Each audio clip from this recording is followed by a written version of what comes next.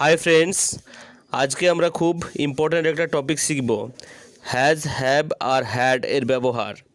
অনেকেই এগুলো মিশিয়ে ফেলে, কিন্তু আজ তুমি একবার বুঝলে আর ভুল করবে না।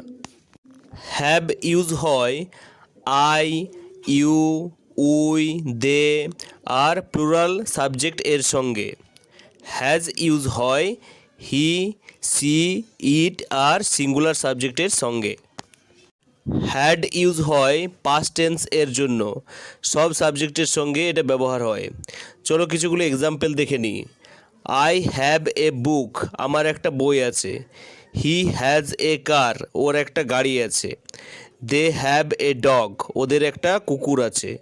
Yesterday I had a headache, গতকাল আমার মাথা ধরেছিল। তাহলে এগুলো মনে রাখবো আমরা কি করে? তাহলে মনে রাখবে শুধুমাত্র হ্যাভ মানে প্রেজেন্ট টেন্সে ব্যবহার হয়, প্লুরাল থাকবে, প্লুরাল বা আই, ইউ, উই, দে এগুলো থাকলে তোমরা হ্যাভ ব্যবহার করবে। আর হ্যাজ মানেও আছে, এটা প্রেজেন্ট টেন্সে ইউজ হয়, এটা সিঙ্গুলারের ক্ষেত্রে ইউজ হয়, সিঙ্গুলার নাউন মানে এক বচন যেটা বলা হয়। হি, সি, ইট এটার ক্ষেত্রে কিন্তু হ্যাজ ব্যবহার হয়। হ্যাড মানে ছিল, এটা পাস্ট টেন্স, এটা সব সাবজেক্টের সাথেই ইউজ হয়। এবার চলো আমরা কিছু প্র্যাকটিস করব। শি ড্যাশ এ পেন, তাহলে এটা কি হবে বলো?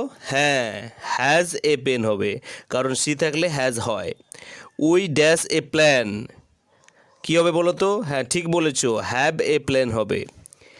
Yesterday we dash a meeting, অসাধারণ, হ্যাড এ মিটিং, কী হবে? Had a meeting.